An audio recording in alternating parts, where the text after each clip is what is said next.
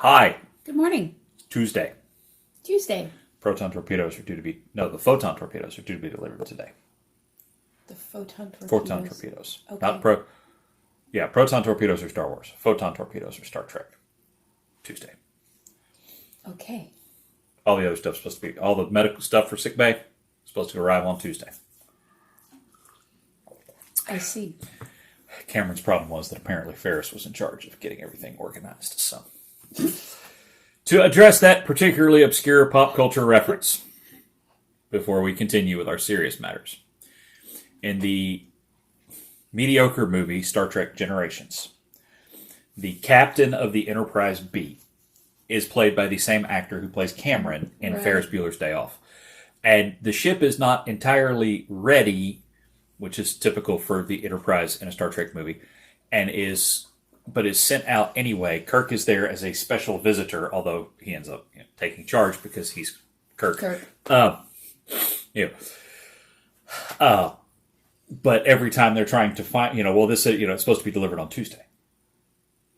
It's coming Tuesday, and it's apparently they left on a Monday or something. So it didn't have any of that. they were missing a lot of things, and every time it came up, and then finally there was something. Have we got one of this? And the captain is about to say, and Kirk, let me guess, Tuesday. Except very Shatnery. Let me guess, Tuesday.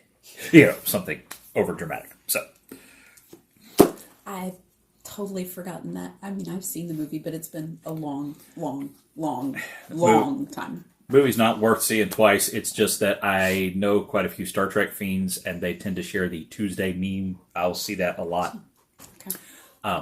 Also, you see something and remember it, so I had to look it back up. Oh, okay. Fair enough. That's how exciting that movie was to me. But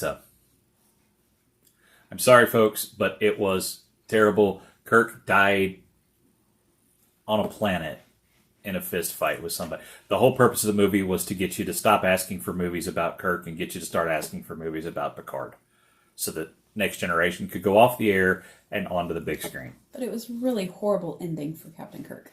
James T. Kirk does not die alone on a planet. Goes into space. Anyway.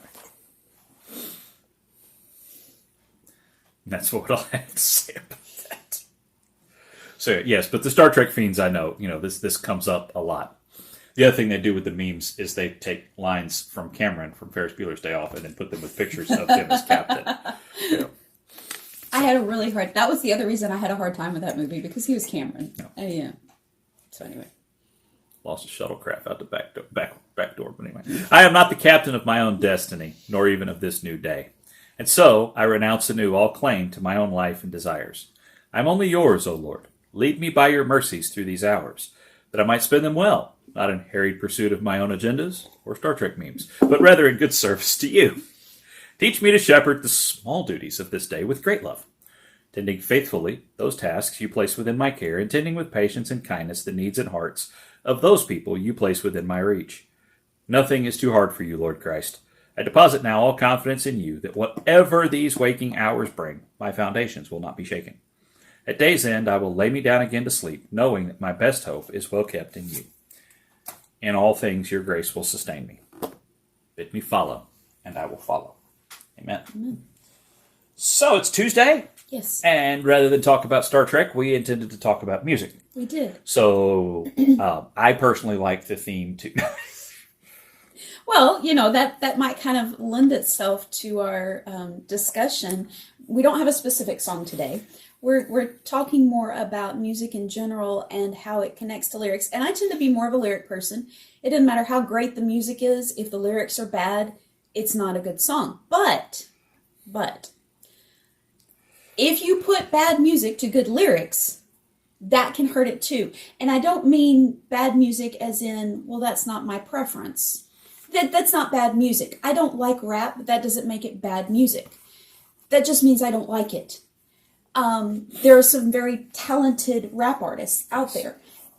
Just because I don't like it doesn't mean it's bad music. Well, go to YouTube and Google and look up on YouTube Tim Hawkins Shout to the Lord. Mm-hmm. He takes the, at this point, almost classic worship song traditional worship song, Shout to the Lord, and does it to the music from Led Zeppelin's Immigrant Song, which I picked up on the treadmill I this did morning. hear that as I was. So did Stephen. I don't know that he was displeased. But anyway, so he sings Shout to the Lord to that music. That's not bad music, but it is definitely Led Zeppelin heavy rock.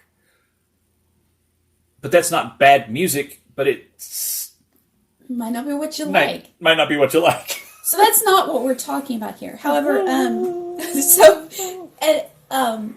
there is a song that we were joking about on Sunday, "Give Thanks," and Stephen started playing it, and he was like, nothing says Thanksgiving like a minor seventh chord. Oh. And it was, we were just joking around, but really it does make us stop and think, what are we communicating with the tone of our music as well? And if we talk about giving thanks, and we use minor chords to do it, then that Thanksgiving is going to be very different from giving thanks with happy major chords. The type of music that we use does impact our lyrics. Now, you may not be a music person enough to know the difference between major keys and minor keys, but you can, if you think about it, if you've listened to music, if you've listened to various kinds of music, if you've ever thought, that song feels haunting and a little bit on the kind of saddish side, even without hearing the words, it's probably in a minor key. And if it's positive and cheerful, even without hearing the words, that's probably a major key. That's kind of what we're talking about. Marching band music, John Philip Sousa marches, Stars and Stripes Forever, da da da da da da, da all that good patriotic music. That's in a major key usually. Other songs, like after this past Saturday, the Tennessee Fight song, Rocky Top, they put into a minor key. Good old. Probably, half of the most recent Taylor Swift album is in a minor key. Her song Anti-Hero is somewhat, at least sounds like it's in a minor key. That type of music that is that kind of sad, searching, melancholy kind of music tends to be minor keys. A lot of, So that's kind of your differences. Your majors are frequently feel more up, and your minors feel more down. Russian music, that traditional. If you ever go back and watch a movie based in the Cold War in the 80s, the music for the Americans is major key, and the music for the Russians is in a minor key. Well, and here's a real practical and easy way to see how music and how the music that is put with lyrics can impact a song. There are dozens of versions, maybe even hundreds, of O Come, O Come, Emmanuel. You can find them from, just your classic straightforward hymn to modern rock. I mean, you can find everything in that range. You can also find some that are upbeat and happy, because there is this sense of, hey, it's a song that's asking Emmanuel to come, but we know he's coming, and we're excited about it. And then there are some that are in more of the really Catholic and Anglican tradition that are the season of Advent is very much mournful and waiting, and feeling like it's never going to happen. And those versions of O Come, Emmanuel are very much mournful. Oh. And it's the exact same lyrics, but you can listen to them back to back to back and get very different senses and very different feelings out of the songs because of the way that the music is connected to the lyrics. And so it's important as you process how you feel about a song. Mm-hmm. And some songs you will dislike because of the lyrics. Some songs you will dislike because it's not your style of music. But process how music makes you feel. Yeah. Because there is a very real and tangible way that music and lyrics go together. And like the song Give Thanks that we sang on Sunday, there are some people who need more of that. You know what? Right now, I don't feel like I can give thanks in a joyful manner. So I need that minor key. I need that more, I am determined, but I'm not necessarily happy. So you need to give thanks in that way. But sometimes you also need to realize that if you're sitting there going, why is this song about giving thanks dragging me down? Well, it could be that you need to shift to a song that has peppier, happier music to help you get into the idea of giving thanks joyfully. So, anyway. So pay attention to the music, and the background on the music matters. We sometimes forget that we need to think about these things. When you play in worship, you need to think about these things. When you're organizing singing, you need to think about these things, because not only do the words matter, but the music matters as well. And that's something that sometimes it feels like we lose from time to time in church, where we just throw it all out there and, well, this will be fine one way or the other. Mm-hmm. And we wonder why everybody looks down. Well, you just came off of singing a song that was down, because the music bent you towards down. To pick up back on the O Come, Emmanuel, to wrap up, you want the best contrast. Get the DVD or even the VHS tape of the VeggieTales Christmas one, The Star of Christmas. And at the end, the closing credits, it goes with O Come, Emmanuel, and it gives you the verse in kind of that minor searching feel, and then key changes to something, when it hits rejoice, you don't end up with rejoice. We do the same thing at Easter with Lo in the Grave He Lay.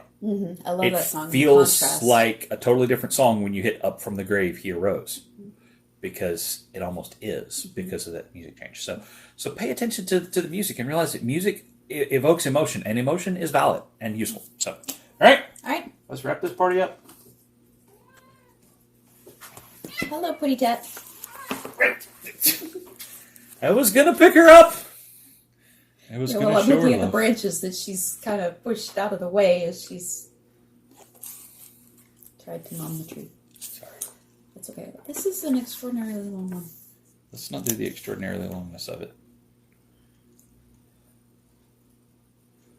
1 through 6? 1 through 6. That'll work. Okay, Psalm 18, 1 through 6.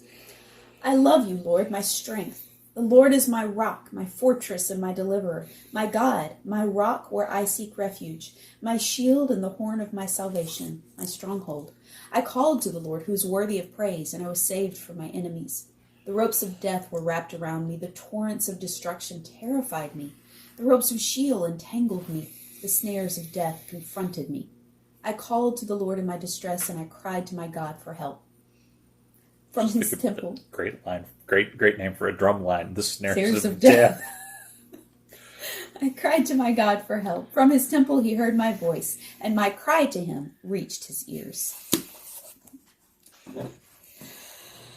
Sorry, dear Heavenly Father, thank you for laughter. Thank you for the gift of music and of all things beautiful, and the way that you created us to be whole beings with emotions and everything else all intertwined. Pray, Father, that you will open our hearts and minds to how we can worship you well today. In your holy name I pray. Amen. Amen. Bye-bye. Bye-bye. Alexa, turn off the ring light. Alexa, turn off the parent lights.